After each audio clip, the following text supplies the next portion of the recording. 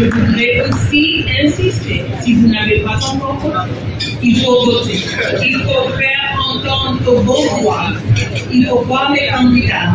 Et bien sûr, il faut croire de manger un peu et de continuer les échanges.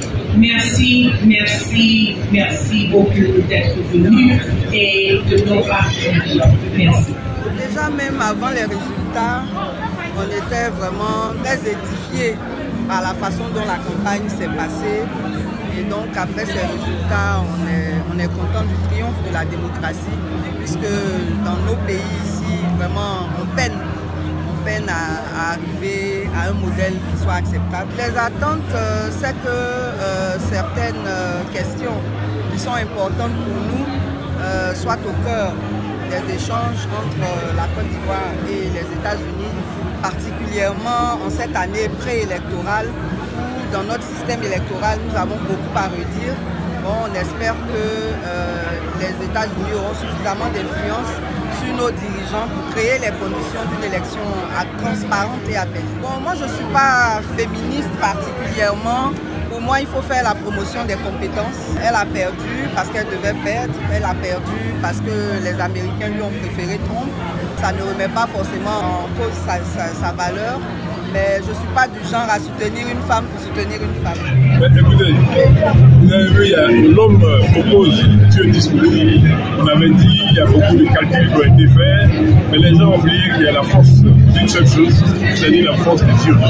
Donc, le bulletin de vote. Personne ne se décourage et que tout le monde aille, comme on dit, s'inscrire, s'enrouler, parce que ce que le peuple veut, Dieu accompagne. Donc, je pense que le Seigneur a accompagné ce que le peuple voulait. Mais félicitations en tout cas, félicitations à celui qui est élu. Et puis que nous avançons et que la Côte d'Ivoire soit toujours aux côtés des États-Unis. Merci. Écoutez, moi j'ai toujours été fasciné par la démocratie américaine. Et c'est vrai que pour une fois, j'ai vu un peu les Américains craindre eux-mêmes pour leur démocratie. Depuis l'arrivée de Trump, qui bouscule pratiquement toutes les lignes, mais on est toujours fasciné.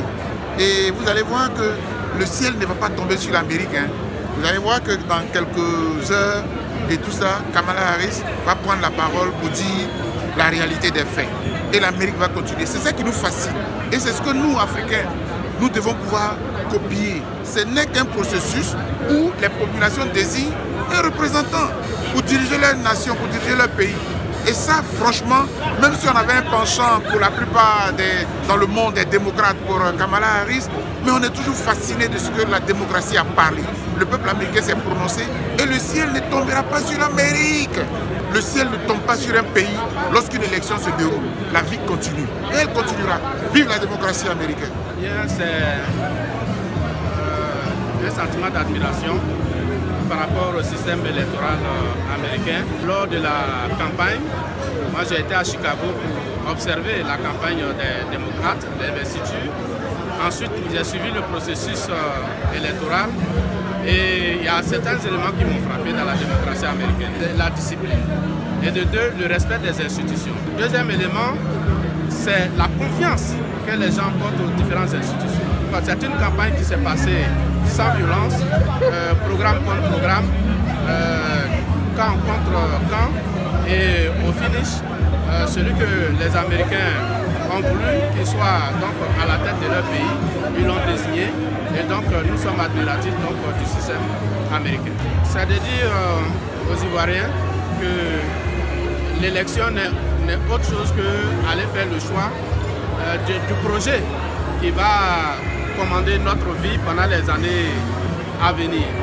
Et que donc nous devons tous nous mobiliser dans la paix, dans la confiance mutuelle, parce que tous les projets qui sont présentés, aussi bien par le pouvoir en place que par l'opposition, ce sont des projets qui ont pour ambition de créer de meilleures conditions de vie pour les populations. Il s'agit seulement d'aller choisir le projet qui nous convient.